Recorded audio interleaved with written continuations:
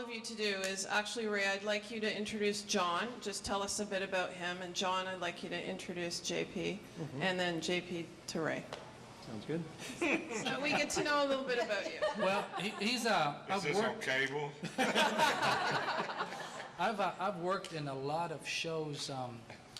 I am from here. I grew up in Scarborough boy. I did grow up in Scarborough. Yeah. And it's nice to be home in the cold.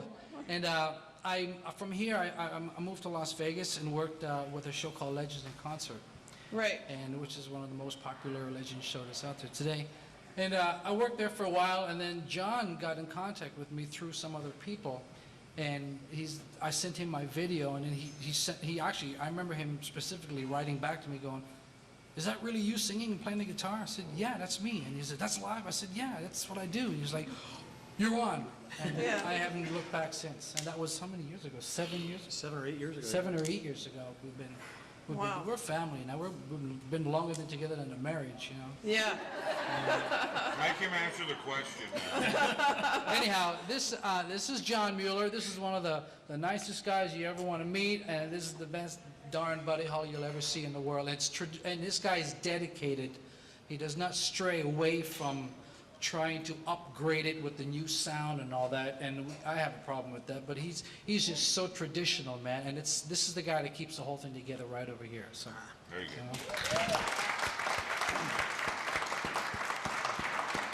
This is so sweet, because we don't normally sit around a hotel and say nice things about it. that was very sweet. Put a camera in the van when we're driving. So John, how would you introduce JP? Well, I'm embarrassed to admit that in 1998, 1999, I didn't know the Big Bopper had a son, you know. I don't think a lot of people might not have known that, you know, and I got a phone call after we did the 1999 tour, and it was like, "Hi, John, this is J.P. Richard, the Big Bopper's son." I was like, "Who? What? Are you kidding me?" "No, I heard what you guys have been doing. I'd like to go on the tour with you."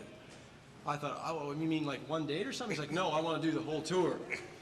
And I was like, "Oh, wow, that would be so great to have some bloodline with our show," because I'm kind of a stickler for authenticity, and I thought that would just be great. So once he came on board, it was just like, it's just been great ever since. And the audience is always, it's just a great, I think, thing for the audience to get somebody that has a heartfelt connection to these performers. I mean, we all, Ray loves Ritchie Valens, I love Buddy Holly, I love all these legends of music, but this guy is the actual bloodline, so that's kind of special for us, I think, too. Yeah, no kidding. Yeah, it's neat because we have like Ritchie Valens' family are on board with us. Yeah. Buddy Holly's widow is on board with us too, with John. So, and we couldn't get any closer than having the Bopper Jr. here with us. So it's and Donna, you know, the real Donna, she comes and hangs out with us too. Is that right? She comes on stage and I sing to her and all that. It's beautiful. How cool is that? Well, I have 3 kids in a yard that needed mowing, so that was really my motivation. One day, I said, "Are you crazy?" Not during, you know, growing season. No, I got to get out of the house a little more often. And then Ray, I met Ray, like say 6 or 7 years ago. What he brings to the stage, I mean, you know, you folks saw what he brings to the stage. You know, I'm kind of the guy, you know, I'm the blood.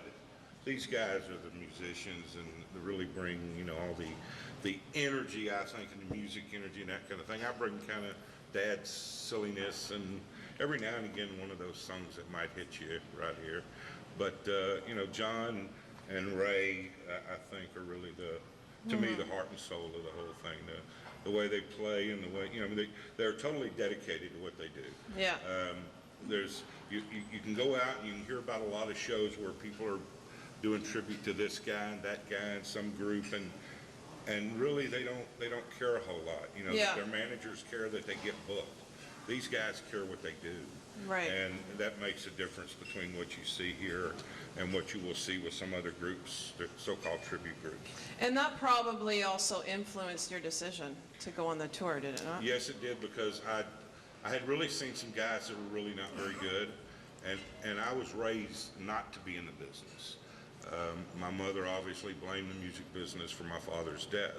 Yeah. So I was raised not to be in it. So not till some 12 years ago did I perform on stage for the first time. And yeah, so I was nowhere near it. Yeah, I was kept as far away from show He was in business. jail. Yeah, I was in jail. Oh yeah, we had a great band though kidding. in jail.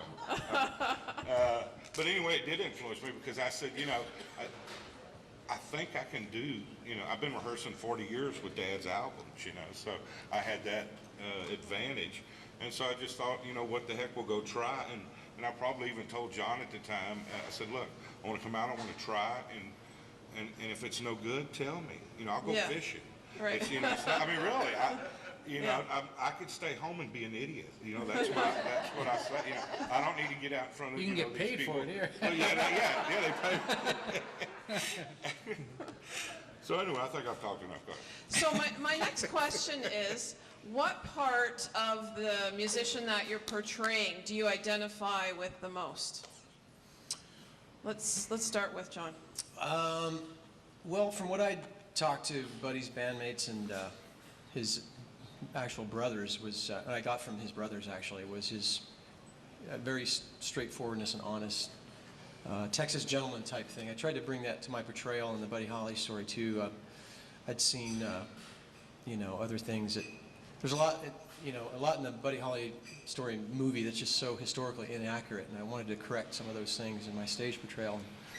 And I guess I relate mainly to the fact that I think Buddy was like a guy that was kind of like your next door neighbor that became a rock and roll star. Yeah. As opposed to Elvis, who was very hard for a guy like myself growing up in Wichita, Kansas, to emulate to somebody like a perfect looking specimen like that. And Buddy was a guy that wore these big glasses and was just like, hey, if that guy can play guitar and have fun, maybe I can too. And I think that's why he influenced a lot of budding guitarists and stuff, and myself too. Yeah. How about you, JP? What? What do you identify? I thought I was done. What do you identify most with your dad? In the musician part of it. Well, let me put it this way. Actually, it doesn't even have to be the musician Well, part of it. yeah, because I'm going to tell you, there are two. My dad was the character. The Big Bopper was just that. Right. He was a character. Yeah. It was nothing like my father. The song I did, "Someone Watching Over You," that was my dad. That was J.P. Richardson, and that was from his heart. The Big Bopper, the wedding song about that was his way of, his humor, and, most of his music, the Big Bopper, Yeah. the way he dealt with things was, it was in humor. So, I make the distinction. When I tell people it's kind of like Superman when he puts his cape on. When I put the leopard skin on, then I can become the Bopper Jr. Then we take it off, and then we're back to Jay, and nobody cares, and my neighbors don't bring my garbage out. It's just, nobody cares. Yeah. So, no, what I identify with, the thing for me is just amazing. We're coming up on 50-year anniversary. And look, we still got people hanging around here on Tuesday night now? Tuesday night. Tuesday. Yeah, it's almost a sold-out house. And to think that, that what he did 50 years ago is still influencing people and bringing them out and having a good time. So I identify with that. Yeah. How about you, Ray? Well, I don't know. I got thrown into this, actually. Yeah. I was on stage playing, and the movie came out. La Yeah. Bamba came out. And, Yeah. people would come up to me and go, He was 10. La Bamba. I was 10. Yeah. And I was doing my thing, and they kept calling me, hey, Richie, do Donna, do La Bamba. I'm like, what? What's that? So Yeah. I went and saw the movie, and I went, oh. I better learn these songs. So I did. Yeah. And just learning them, it's more me. Richie was 17 years old, Yeah. and he was a kid, and people always tell me to grow up, and I'm like, no. So I just want to rock and roll, man. Yeah. Well, we So can does tell. he.